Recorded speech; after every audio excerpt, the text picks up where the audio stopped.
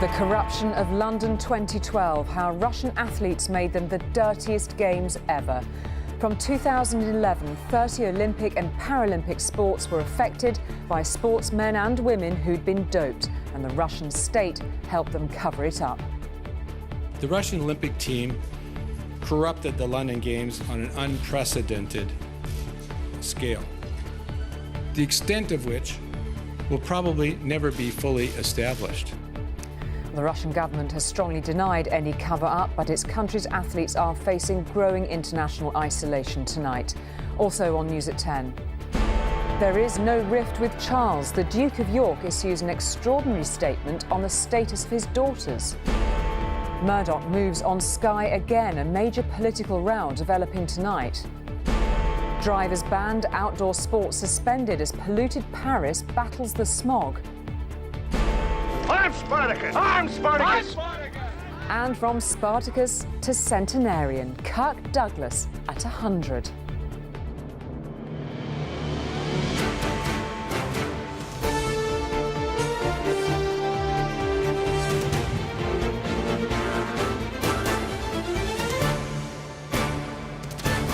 This is ITV News at 10 with Julie Etchingham.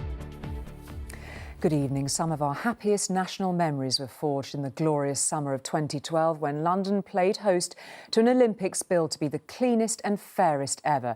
Tonight, some of that legacy lies trashed by a devastating report into the systematic state-sponsored doping of Russian athletes. London 2012 was, according to the report's author, corrupted on an unprecedented scale. It had fallen victim to an industrially organised programme of cheating that began back in 2011 and involved more than 1,000 Russian athletes in 30 sports. But the Russian authorities deny any state involvement. 2012 wasn't just sold as the best games yet, but as the cleanest too. 4 years on, now we know the Russians corrupted them on an unprecedented scale with a systematic and centralised cover-up. It was an institutional conspiracy guaranteeing their cheating athletes were unlikely ever to be caught. The Russian Olympic team corrupted the London Games on an unprecedented scale, the extent of which will probably never be fully established. The desire to win medals superseded their collective moral and ethical compass and Olympic values of fair play. For some clean athletes, the revelations cast a shadow over that golden summer. When I take my medal to a school, now it will be forever known that it was in a period of the heaviest doping time possibly we've had. London didn't escape that, and that's a real shock, and it highlights, tragically, how deep that doping sort of rabbit hole has gone. Leading up to London, Russia's athletes were monitored on a monthly basis and were only allowed to compete if they were guaranteed to pass a doping test. They didn't fail a single one, but subsequent more sophisticated retests have caught many of them out. But their programme spanned either side of 2012. In total, the scandal involved more than 1,000 Russian athletes in at least 30 Olympic and Paralympic sports over 4 years. At Sochi, they went to extraordinary lengths. Coffee granules and salt were added to urine samples, and in a few cases, men's DNA was found in women's samples. During those games, supposedly tamper-proof bottles were opened with a metal tool used by members of the Russian Secret Service. The tiny scratches left behind cannot be seen by the naked eye, but are visible under magnification. The international federations who are responsible, who have had information from us today, can now make sure that those athletes are sanctioned. And if they're sanctioned, the chances are they won't be anywhere near the Pyeongchang Games in 2018. Today, the IOC approved retesting of all Russian samples from London and Sochi. And after balking at an outright Russian ban in Rio, its president seemed to be adopting a far harder position. Any athlete or official who took part in such a sophisticated manipulation system should be excluded for life from any participation in the Olympic Games in whatever capacity. The Russian Sports Ministry said today it will now carefully study the report, but again denied all allegations of state-sponsored doping or any cover-up.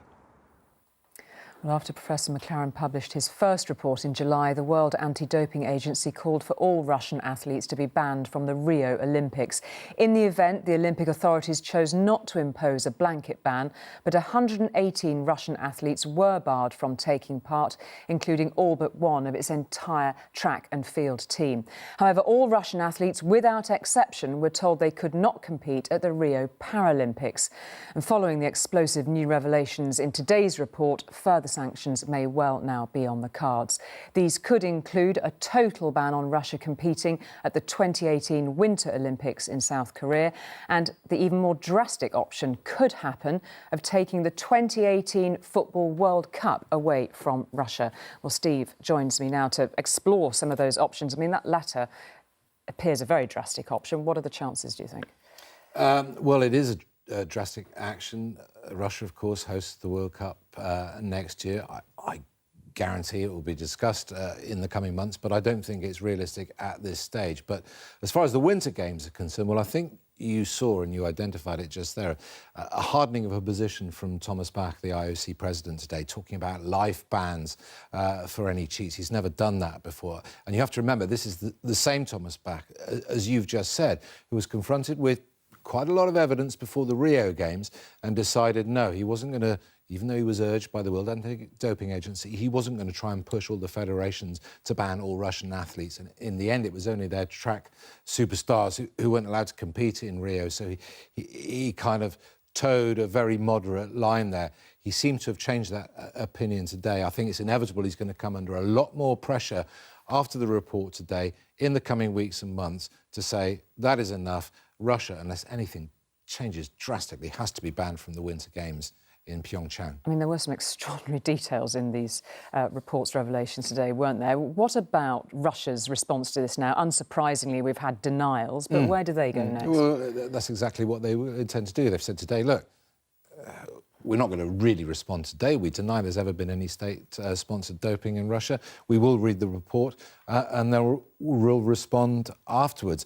If there ever becomes a suggestion that they are going to be banned from the Winter Games next year, you can expect them to fight it. Like they did in Rio, and they were very, very successful in carrying out that fight in Rio, they will do the same in the Winter Games. And if you want to get a more political a reason or a political feeling about how they handle these things, well, the man who was the Minister of Sport, who was at the top of this organisation that was said to be state-sponsored doping or running it, well, he's just been promoted by President Putin from the Sports Ministry to be his Deputy Prime Minister. And I think that tells you about all you need to know, really. OK, Steve, much more to come, I don't doubt, on that. Thank you very much indeed. Now, it is always a dangerous thing to deny rifts and divisions, but today Prince Andrew did just that about relations with his brother, the Prince of Wales. In a rare public statement, he said on social media that there was no truth in rumours of a row over how his daughters are treated as members of the royal family. He also said he could not stand by while the media speculates on the future role of Princess Beatrice and Princess Eugenie. It's the latest in a string of recent royal media interventions. An extraordinary intervention from Prince Andrew after a run of stories in the papers accusing him of demanding aristocratic titles, earldoms, for the future husbands of his daughters. Although Eugenie and Beatrice are blood princesses, the children of a monarch's son, their Royal Highness titles would not be passed down if they married commoners. In the strongly worded letter on Buckingham Palace-headed paper, Prince Andrew says, "It is a complete fabrication to suggest I have asked for any future husbands of the princesses to have titles. There is no truth to the story that there could be a split between the Prince of Wales and I over my daughter's participation as members of the royal family." This plea from the Prince to the press to end the speculation is also worded as a letter from a father. The Duke of York goes on to say that it is his wish for his daughters to be modern, working young women who just happen to be members of the royal family. The tabloids have been prone to accuse the two princesses of being underemployed. Too many holidays, not enough handshakes. So perhaps the real rift is between Andrew and the papers. Well, obviously the Duke of York felt very, very strongly that his children were being bullied by the media, and he obviously felt this is not fair. They can't speak out for themselves, or if they do, no one's going to take much notice. I'm going to do it for them, and I'm going to say, sorry, these stories are absolute rubbish. But royal sources have been suggesting that Prince Charles would like to streamline the royal family to a core group, the Queen and her immediate heirs. Prince Andrew appears to be taking a page out of Prince Harry's book, just weeks after the young prince blasted the media for intruding on his girlfriend's privacy. But issuing such a strong denial of a rift at the heart of the royal family is also risky, attracting even more headlines. Angus Walker, News at 10. Now, a big row is brewing tonight after it emerged that the media mogul Rupert Murdoch is poised to take full control of the satellite broadcaster Sky 5 years after he was forced to abandon a similar deal. This time, his 21st Century Fox film and television group has put a takeover bid on the table, valuing Sky at £18.7 billion. Mr Murdoch's previous attempt to take control of Sky was scuppered by the controversy over phone hacking by journalists at the News of the World. Well, our business editor, Joel Hills, joins me, and this is still unfolding tonight, really, this story, isn't it? Just remind us of the history of this, because Mr Murdoch was pushed back very firmly on this in 2011. Well, it all unravelled, didn't it? Quite spectacularly. Look, Rupert Murdoch is back, Julie, and we knew he would be, because he's always expressed that ambition.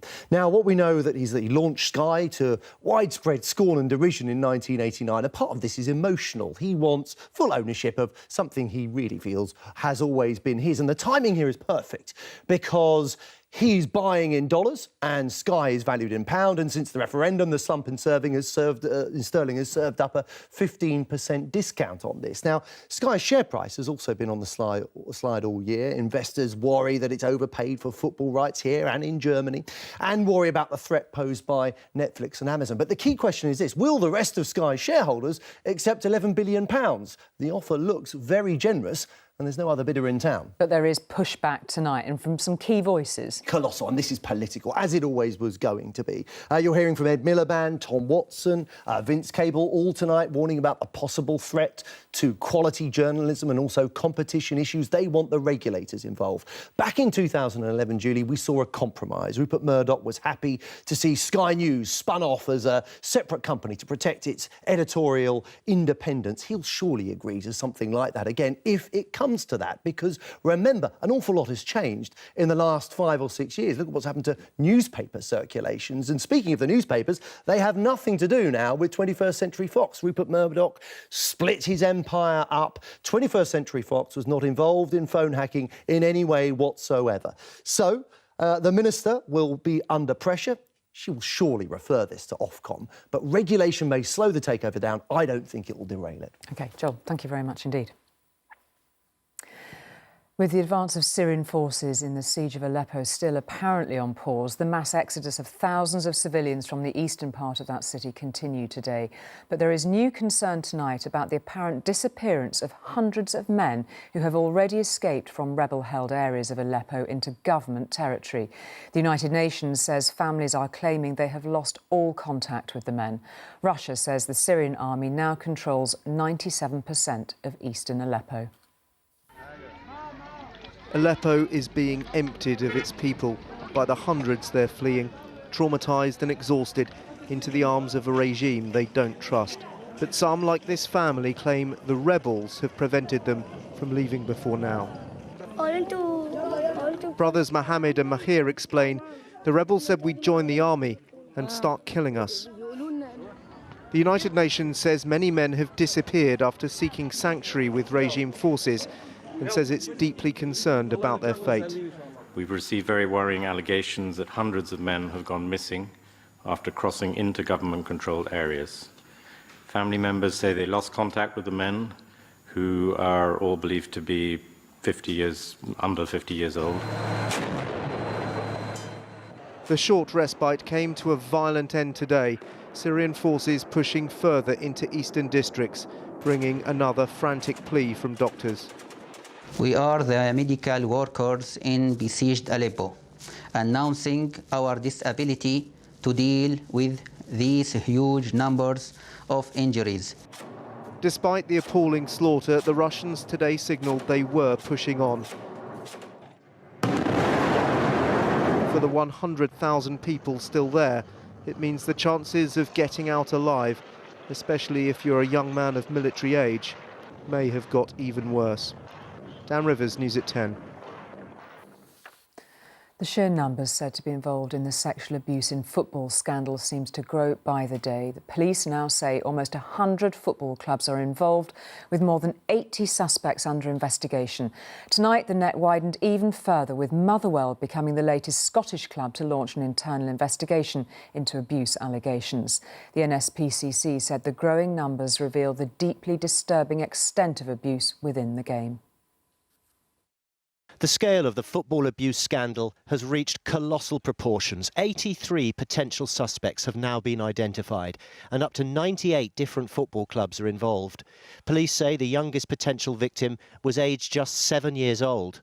Hello, caller. You're through to the NSPCC helpline for people who... The figures have been supplied by the police and the NSPCC, who've had a helpline in operation for just over 2 weeks. They estimate there are at least 350 people who've made allegations, and it's probably not over yet. We think there are more disclosures to come, certainly. Our message to anyone who has got something to say about experiences they've had, abusive experiences they've had in football or indeed in any other sports, please make contact with us at our helpline or dial 101 and make contact with the police. But if the public are shocked by the numbers, the victims are not. Jason Dunford believes it was an international ring, and there are more stories of hush money to come out too. After speaking with my solicitor yesterday and the meetings that I've had, confidentiality, you know, I can't say much about that, but there is a number of high-profile football clubs that have paid hush money to people. And if the police and the NSPCC are doing their bit, what about football's governing bodies? We still don't know when the Football Association will even begin their inquiry, but here at the Premier League, they've written to the parents of around 3,000 children who are in their youth system to reassure them that they're safe. Meanwhile, in Glasgow tonight, players were arriving at Partick Thistle, a club which has also become embroiled in the scandal. Do fans there feel their children are safe? The people that I know, I'm perfectly happy to leave my children. The majority of the time, I'm always there anyway with them. Well, I don't know, there's more awareness now, isn't there? But I do a bit of coaching myself, and I'm not too concerned. I think we're on the right track with it. But it's past events which continue to make the headlines, and today's new figures show this scandal has no sign of slowing down. Ian Payne, News at 10. Now, it's possible Boris Johnson has rarely read such a carefully worded speech as he did in Bahrain tonight. It follows a row yesterday over remarks he'd made about Saudi Arabia, which Downing Street firmly slapped down. So tonight you can guarantee every nuance was being carefully monitored, not least by the leaders of Gulf nations in his audience this evening. Well, our political correspondent Paul Brand is here. So was he suitably on message tonight, do you think, Paul? Yeah, apart from a couple of gags about pickled onions and gnomes, which translated remarkably well into Arabic, actually, Julie. This was the Foreign Secretary on track, on message and on best behaviour, I think, too. This was a diplomatic speech in the truest meaning of the word. He didn't apologise to Saudi Arabia for those comments last week where he said that they were waging these proxy wars in places like Yemen, despite the fact they're one of our closest allies, which is, you know, hence the big slapdown yesterday from Downing Street. But he did at least say that he recognised Saudi Arabia's motivations whilst also recognising the plight of the Yemeni people. I, of course, understand Saudi concerns about security and the paramount importance of Saudi Arabia securing itself from bombardment by the Houthis. But I must also share my profound concern, which I'm sure is universal in this room, about the present suffering of the people of Yemen. So I think this is probably Boris Johnson just about off the hook here. No great calls for him to resign, though the government do expect him to fully outline the official position when he visits Saudi Arabia on Sunday. OK, we should touch on just briefly on another story tonight, a particular phone call across the pond to Scotland. An awkward phone call, probably, between the new President-elect Donald Trump and the First Minister of Scotland, Nicola Sturgeon. An introductory phone call, though the pair don't really need any introducing. He has 2 golf courses in Scotland. She stripped him of the title of Business Ambassador to Scotland because of the controversial remarks he made during the election campaign. We're told the pair discussed the shared values between Scotland and America this evening. No invite, as far as we know, for an official visit to Scotland, though. Perhaps unsurprising, considering some of her MPs tried to ban him from coming to the UK altogether. OK, Paul, thank you very much indeed. The man whose party could win the Dutch elections next spring, the anti-immigration politician Geert Wilders, has been found guilty of inciting discrimination against Moroccans living in his country. The charges stem from a 2014 campaign rally for his Party for Freedom, in which Wilders pledged to reduce the number of Moroccan immigrants in the Netherlands, but without saying how. He's called the verdict totally insane and said that he will appeal. Paris is tonight suffering its 3rd night in the grip of a smog that is worse even than notoriously polluted cities like Beijing. The city authorities have put driving restrictions in place similar to those imposed on the Chinese capital to try to bring the potentially deadly air pollution under control. The French capital is known around the world for its beauty and glamour. But today that glitter has been dulled as the city is shrouded by its worst spike in air pollution for a decade. Generally speaking, the levels are 4 to 5 times higher than a normal day. Everything is stuck in place, so we're actually breathing our own pollution. Every day it's getting higher and higher because there's no wind. The authorities here have resorted to drastic measures. Public transport is temporarily free. And since Tuesday, only half of the city's cars have been allowed onto the roads each day. One day odd number plates, the next day even ones. Though it's not a plan that's been universally loved by Parisians. 1,700 people were fined in one day this week for flouting the rules. Many cities across France have seen low air quality similar to Paris. The air might look clear here at street level, but it's actually filled with a dangerous level of tiny invisible particles called PM10s. They come from car exhausts, factories, and even wood-burning stoves across the city. And all that pollution's being trapped here by low winds and a high-pressure weather system that's acting like a lid above Paris. Normally, the air near the ground is warmer than the air above, so it rises, taking pollutants with it. But this week there's been a cap of warm air trapping the cold air and the smog in it beneath. The cold also means Parisians are turning up their heating, adding even more to the pollution. All of this is a major health concern. Every year, 2,500 people die in Paris because of air pollution. The bad air also aggravates other conditions. We see now implication of with health, with bronchitis, with asthma, since 2 days, with an increase of 50% of asthma and bronchitis. The mayor of Paris has already pledged to ban diesel vehicles by 2025. But this city will need many more of those robust ideas to escape the bad air in future. Alok Jha, News at 10, Paris. Well, the EU considers the safe limit for air pollution to be 40 micrograms of those PM10s, as Alok referred to. Paris has hit 146 in the past week, close to 4 times that limit. That's higher than Beijing's average of 107. And yet it is still lower than the levels of air pollution people in Cairo and Delhi have to live with every day. And just for comparison, London's average is within the safe range at 23. And if you'd like more information on that, you can find out some more statistics online, and they will also detail there which other major cities are planning to ban diesel cars from their centres. The steep rise in the numbers of young people carrying out acts of what's called self-harm was today blamed on the pervasive use of social media. Figures obtained by the children's charity NSPCC show nearly 19,000 children were admitted to hospital for deliberately hurting themselves in the last year. Many of them were girls and young women. And the charity says the intense pressures experienced on social media are helping make a deeply unhappy generation of children. It has been a long and difficult journey, but Naomi Lee has learned how to cope with the pressures that led her to self-harm as a 14-year-old, something she did for a year before reaching out to get help. The combination of exams and social media had simply proved too much for her. A lot of expectations to get certain grades, and those expectations play on people's minds, and it just becomes all too much sometimes. And what is it on social media that adds to that pressure? I think there's a lot of different things. You've got things like cyberbullying, but also things like just not getting enough likes on your Facebook profile. It sort of just plays on your mind, and it does stand out, and you sort of see that you're missing out on things with friends, and then it lowers your self-esteem so much. Last year, almost 19,000 children in England and Wales were admitted to hospital for self-harming. That's up 14% in 3 years. And in 2015, the number of counselling sessions delivered about self-harm was the equivalent of 50 a day. Social media puts more pressure on them. There's a kind of desire to convey a very upbeat view of your life through social media, and yet the reality of young people's lives is more full of ups and downs, so there's a kind of discrepancy there.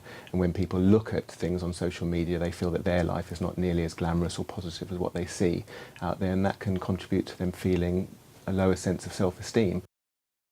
There are growing calls for mental health education to be included in the curriculum for all schools. Getting the proper training to do this and then speaking to children is the key, says this paediatrician who regularly deals with children with mental health issues. I think it's vital that all schools have, as part of the curriculum, PSHE, personal, social and health education, including mental health. That's the bedrock. And beyond that, I think that all people who work with young people need to have mental health training to an appropriate degree. For Naomi, now 18, there is much to enjoy with social media.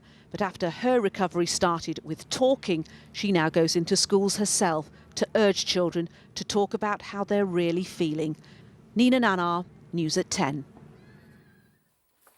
And finally, one of Kirk Douglas's best-known films about the painter Vincent van Gogh was titled Lust for Life. So perhaps it's fitting that this screen idol, the last surviving star from Hollywood's golden age, should have reached the rare and remarkable milestone of his 100th birthday, an occasion celebrated by 2 family birthday parties, one in October and one today.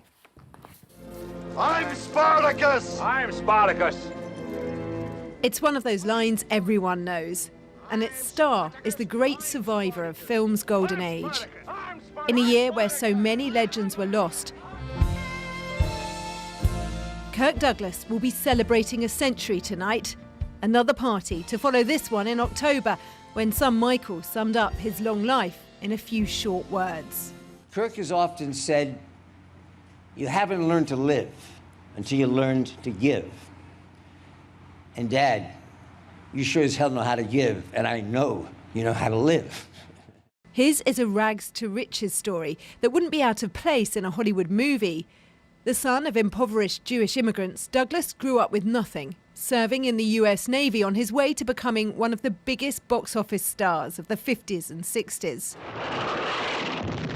It's a career that spanned 6 decades and over 90 films. Douglas has lit up the screen in serious dramas, westerns and war movies.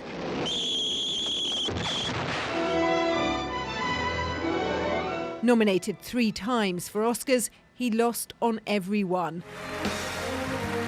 Although the Academy recognised his contribution to film with an honorary award in the 90s. I see my 4 sons. They are proud of the old man.